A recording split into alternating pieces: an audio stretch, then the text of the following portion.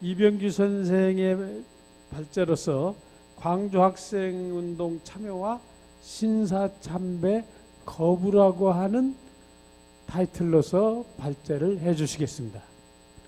네, 안녕하세요. 저는 방금 소개받은 이병규입니다.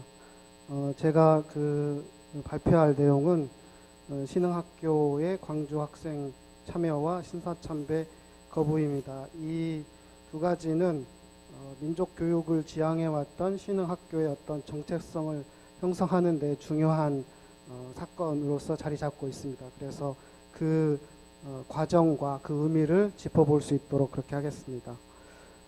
일반적으로 광주 학생운동은 1929년 11월 3일부터 1930년 3월까지 광주의 학생운동을 시작으로 해서 전국적으로 전개된 학생운동을 총칭합니다. 그래서 광주라고 하는 지역을 한정하고 있으나 29년 11월부터 30년 3월까지의 광주를 비롯해서 전국적으로 확산된 어떤 학생운동으로 총칭으로 볼 수 있기 때문에 신흥학교의 활동도 이 광주 학생운동의 범주에 포함할 수 있다, 이렇게 생각이 듭니다. 광주 학생운동은 민족운동 과정에서 중요한 의미가 있는데, 이전에 학생운동 3.1운동이나 60만세 운동에서의 학생의 역할은 되게 보조적 또는 그런 역할을 했었는데, 광주 학생운동을 기점으로 해서 어떤 운동의 주체로서 조직화하고 또 실행하고 하는 중심에 이루어졌다, 그런 측면에서 의미가 있는 것 같습니다. 전북 지역에서의 그 광주 학생운동도 연관해서 많은 활동이 있었는데, 1930년 1월 20일경으로 해서 전주 여고보, 그리고 전주 공립보습학교, 또 정읍의 공업농업학교, 또 고창고보, 전주 기전학교, 그다음에 전주 고보학교 학생들이 시위를 준비를 하기는 했으나 실제 그 사전에 발각돼서 휴교나 방학 등의 방법으로 해서 실제 실행을 하지 못하는 경우가 대부분이었습니다. 반면에 이제 신흥학교에서 이런 실행을 해왔다는 점에서 대단히 중요한 의미가 있겠습니다. 신흥학교에서는 1929년 11월부터 준비를 해서 박문수, 이재영, 함수만, 원영덕 이런 학생들을 중심으로 해서 1929년 12월 2일, 이때가 신흥학교의 개교기념일이었는데, 이 개교기념일을 기점으로 학생운동을 전개하려고 했으나 학교 당국에 의해서 발각돼서 계속하지 못했는데, 신흥학교 학생들이 여기서 끝내지 않고 계속해서 준비를 해왔다고 볼 수 있습니다.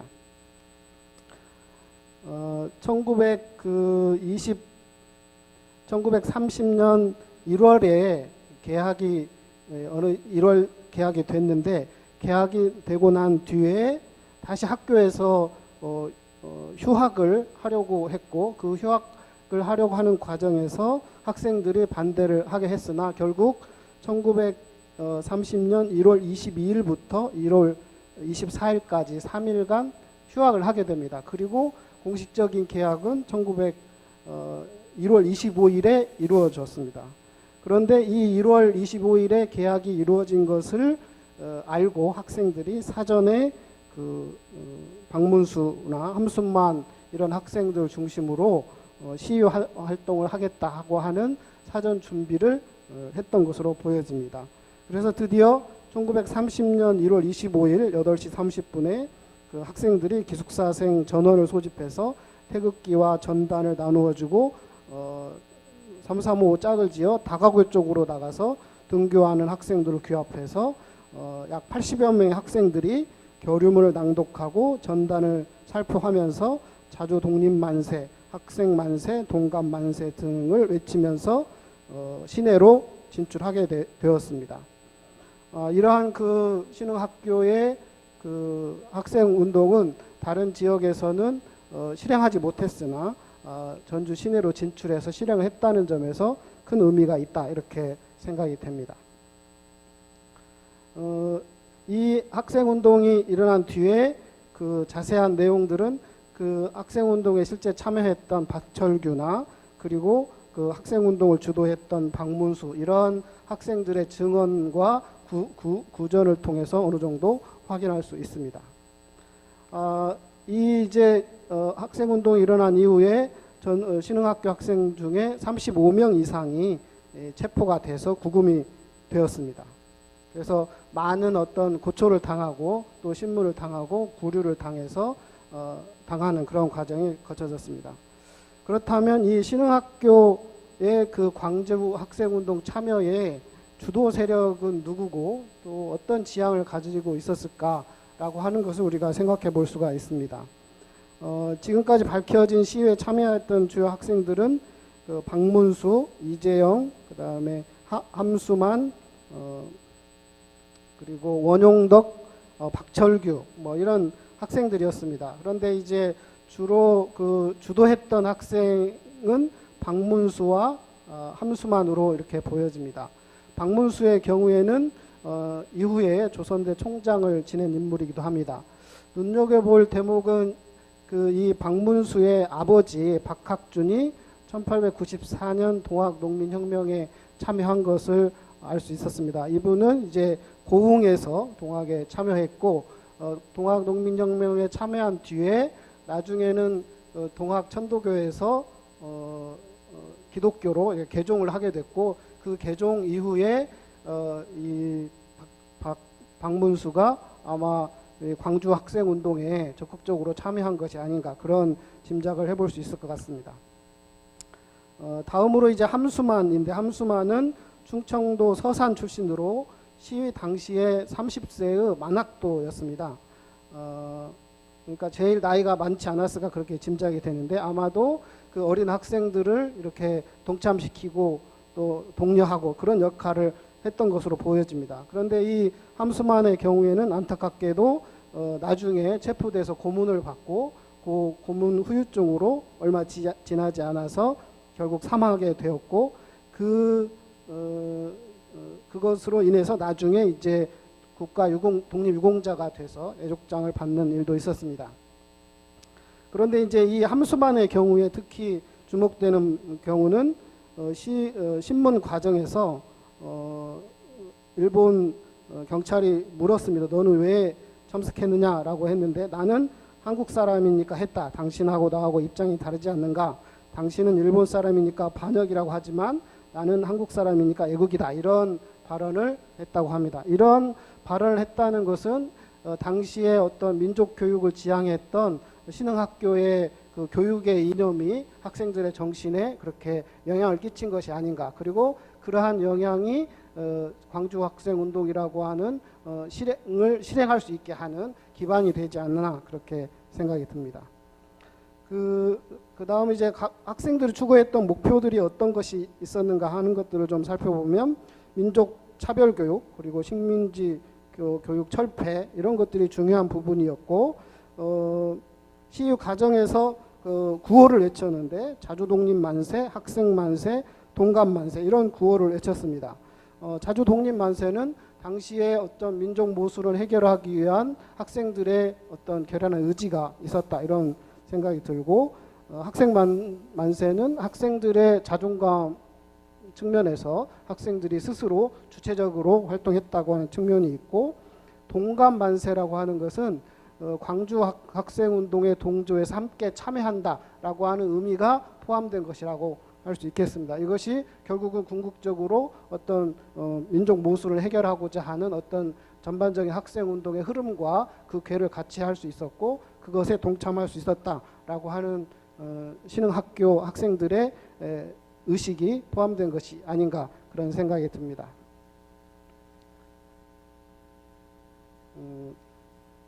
다음은 그 신사참배 거부에 관한 말씀을 드리겠습니다. 1930년대 후반이 되면 일본이 그 전시체제를 강화하고 또 그 전시체제를 강화하는 측면에서 황민화 교육을 하게 되고 그 황민화 교육의 가장 대표적인 것이 신사참배 거부라고 할 수 있습니다.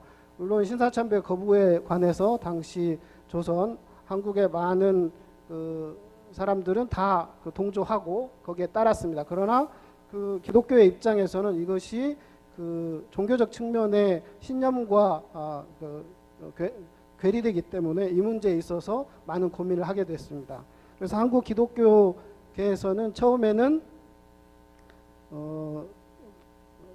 반대했으나 나중에 가면 그 천주교 입장에서는 이제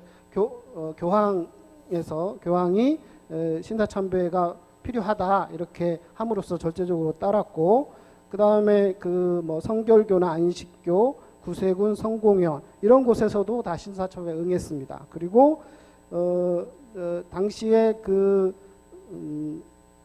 기독교계에 상당한 지분을 가지고 있었던 감리교회에 있어서도 결국은 신사참배를 허용하게 됐고, 가장 큰 세력을 형성하고 있었던 대한예수교 장로회에서도 결국은 참여할 수밖에 없는 그런 상황이었습니다. 이제 그렇지만 그렇지 않은 신사참배 거부하는 경우가 있었는데, 그것이 이제 신흥학교를 운영하고 있었던, 그리고 신흥학교의 그 설립 주체였던 미국의 남장로 교회에서는 이런 입장에 분명하게 거부의 의사를 밝히고 있습니다. 이렇게 거부의 의사를 밝히고 있었지만 이것이 실제적으로 그 압박과 압력이 강하기 때문에 당시 남장로교에서 미국의 본부, 선교 본부에 그 요청을 하게 됩니다. 어떻게 입장과 태도를 취할 것인가. 그래서 미국에서 그 풀톤 목사라고 선교사를 다시 한국에 보내게 되면서 풀톤 목사가 이 문제에 관해서 다시 한번 갈래를 타게 됩니다. 풀톤 목사는 성명서를 발표했고, 이 성명서에서 신사참배는 우상 숭배이기 때문에 거부할 수밖에 없다라고 하는 분명한 기준을 제시해 줍니다. 그래서 이제 신흥학교는 거부해야 되는 그런 상황이었는데, 일본 경찰이 신흥학교 학생들을 강제로 신사 앞에 데리고 가서 신사참배를 강요했습니다. 신사참배를 강요한 과정에서 이제 학생들은 이 과정에서 신사참배하는 어떤 목전에 있을 때 어떻게 할 것인가라고 하다가 결국은 모두 신사참배를 거부하고 고개를 숙이지 않고 신사참배를 거부하게 됩니다. 결국 이것으로 인해서 이제 신흥학교는 폐교의 절차를 받게 되는데, 저는 이 과정에서 대단히 중요한 의미가 있다고 생각합니다. 그러니까 그 시점에 신사참배를 거부하고 그것들을 누가 강제하거나 누가 어떤 억지로 시키거나 그러지 않았음에도 불구하고 이것이 학생들이 자발적으로 어떤 그 상황에서 신사참배를 거부했다고 하는 것은 대단히 중요한 의미가 있고, 그것이 이때까지의 신흥학교의 어떤 민족교육 또는 어떤 종교적 신념에 대한 교육이 철저하게 이루어졌고, 그것이 학생들의 표현으로 그렇게 나온 것이 아닌가 그런 생각이 듭니다.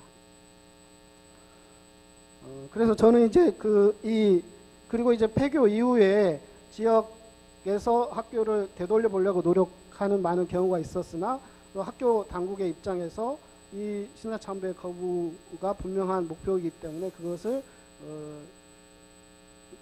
방향을 되돌리지 않으려고 많은 노력을 했고, 그러한 노력들의 결과로 결국 신사참배 거부할 수 있었고, 저는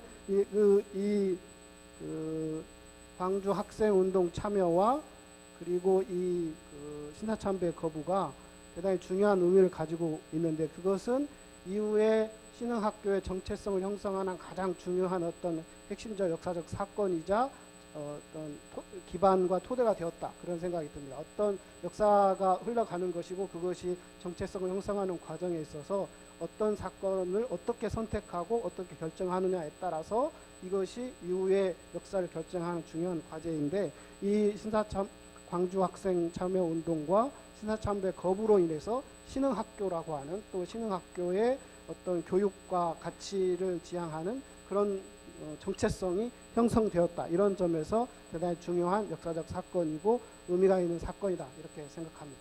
네, 감사합니다.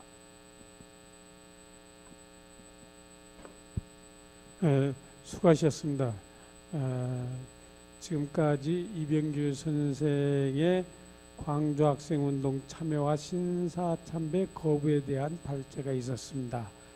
당시에 그 1929년 11월 3일에 일어난 광주 학생 사건은 단순한 처음에는 사소한 것 같이 보였지만은 많은 사람들이 참여하고 많은 학생들이 전국적으로 참여하게 된 데는 어떤 식민지 교육이라든가 식민지 통치에 있어서의 문제점 또는 민족 독립 해방이라고 하는 가슴에 품고 있던 것들이 함께 터져나왔죠.